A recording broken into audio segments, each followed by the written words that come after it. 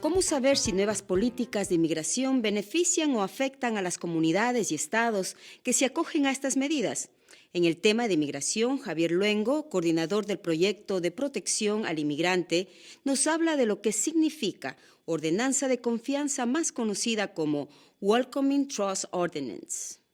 Vamos a partir entendiendo un poco de lo que significa ordenanza de confianza. La ordenanza de confianza lo que busca es crear una comunicación fluida entre los departamentos de la ciudad y la comunidad.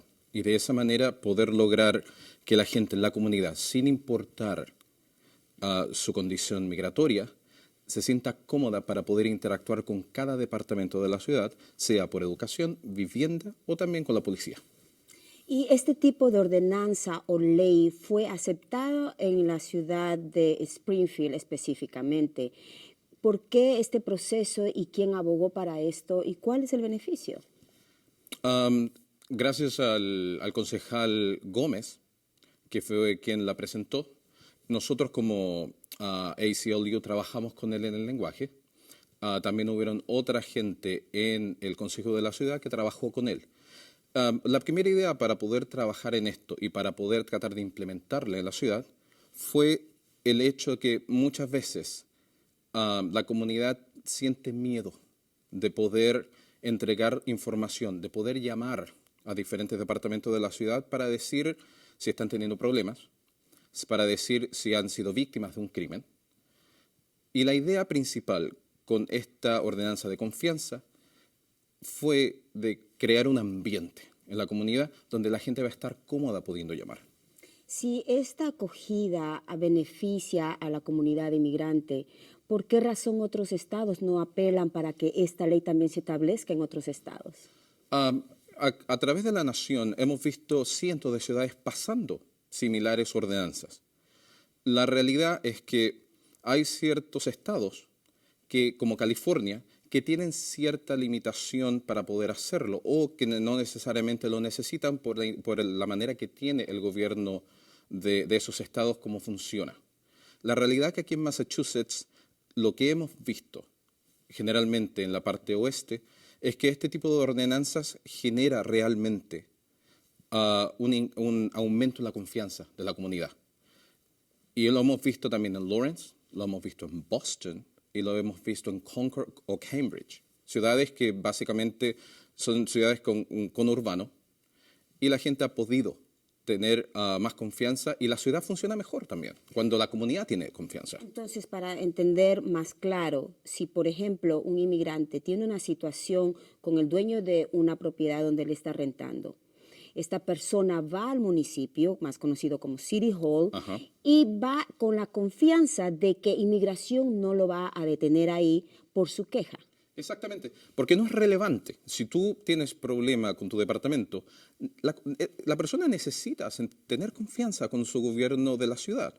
Y como tú dijiste, poder ir y dar ese reclamo.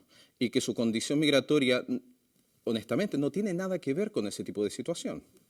Ha surgido algunas interrogantes en cuanto al proceso, de qué forma no beneficiaría a la ciudad si alguna ciudad se quiere acoger a este tipo de ley. Una de las razones por las que el concejal Gómez trabajó con mi organización, con ACLU, fue para que nos hiciéramos cargo y viéramos la parte legal. Nosotros nos aseguramos que la ordenanza, y de una manera legal, no obstruyera ningún tipo de ley federal o estatal. Cada ordenanza de confianza que se ha pasado en Massachusetts no va en contra de ninguna ley federal o estatal, lo que significa que no hay ninguna contraindicación al pasar este tipo de ordenanzas. ¿Y entonces por qué esta medida no acoge en otros estados si beneficia a la comunidad inmigrante? Es una increíble pregunta. Creo que se basa en el hecho de la falta de información.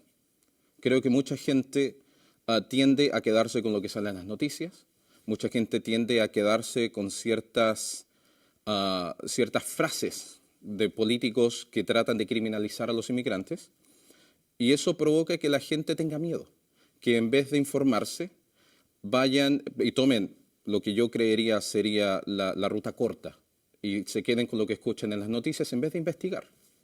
En el caso de tu organización o tal vez otras organizaciones que apoyan al inmigrante, ¿por qué esto no lo dan abiertamente, esta información? O si lo hay, ¿cómo la gente puede saber y educarse en cuanto a este tema? Nosotros, cada vez que trabajamos con una ciudad en Massachusetts y con el Consejo Municipal, hay una campaña tremenda de educación. Inclusive con los concejales. Los concejales también necesitan ser educados y obtener información, porque a través de los concejales, la gente que los elige, el votante, va a poder saber. Nuestros concejales, incluyendo Jesse Letterman, incluyendo Adán Gómez, recibieron muchísimas llamadas preguntando sobre la legalidad de la ordenanza, preguntando cómo iba a ser implementada y por qué ellos estaban tan interiorizados con la información que pudieron ellos mismos educar a sus electores. Nosotros, como ACLU, pueden ir al sitio web de ACLU y ahí van a poder encontrar toda la información de una manera educacional para que la gente pueda leerlo. Este tipo de ley que ya ha sido aplicada y aceptada en la ciudad de Springfield tiene un periodo de tiempo donde ya después de 4 años, 8 años, pueden otra vez sacar esa ley o ya es permanente. La ley es permanente. Lo que ahora se está trabajando es sobre la implementación de la ley. Ciertamente ahora hay ciertos requerimientos que departamentos de la ciudad, cuando están conduciendo asuntos de la ciudad, la condición migratoria no es relevante y no debe ser preguntada, incluyendo el departamento de policía. Ahora lo que viene después de la aprobación es la implementación, asegurarnos que cada departamento está siguiendo la ley de la ciudad. Y la ley de la ciudad va a durar hasta que venga otra ley para cambiarla. Nos hemos asegurado que esta ley no es contraria a ninguna ley estatal y federal. Eso es muy importante saberlo. Esto no limita a nuestro departamento de policía para efectuar cada una de sus actividades. El departamento de policía va a seguir haciendo el trabajo que están haciendo hasta ahora. Nada va a impedir eso. Al mismo tiempo, la ordenanza no impediría a una agencia federal venir a Springfield y hacer lo que tienen que hacer. Esta ordenanza solamente crea confianza entre la comunidad y la ciudad de Springfield para que la ciudad de Springfield reciba la información que se necesita y de esa manera usar los recursos de la comunidad de la mejor manera. Por ejemplo, si un policía, porque la persona se ve que tal vez es una persona que no es de aquí, de la comunidad, tiene toda la libertad de parar a la persona y pedirle los documentos. Un agente de policía local no puede parar a alguien basado solamente en nacionalidad, en creencia religiosa. Tiene que haber algo, tiene que haber una infracción que se haya provocado para poder hacer la detención. Yo soy muy respetuoso del Departamento de Policía de Springfield y sé que en ese tipo de situaciones lo que nosotros esperamos es que nunca haya una persona detenida por situación racial. Siempre, si la detención es por una infracción de tránsito, ¿verdad? Si eso pasara, nosotros usaríamos nuestra habilidad para dar apoyo si es que hubiera una violación de derechos civiles. En el caso que no hubiera, creo que el periodo de implementación ayudaría a la policía de Springfield para no generar ese tipo de situaciones.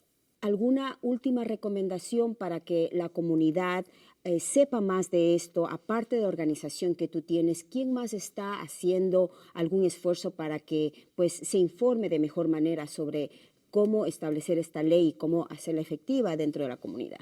Creo que esta es una gran oportunidad para la comunidad latina y también para la comunidad angloparlante de ponerse en contacto con los oficiales electos, ponerse en contacto con la gente del Consejo Municipal, preguntar, informarse, tener una conversación basada en hechos. Esto es sumamente importante y yo invitaría a la comunidad a hacerlo. Más que nada porque la comunidad tiene derecho a hablar con sus representantes y preguntar preguntas que se necesitan en este momento, pero preguntas basadas en hechos concretos.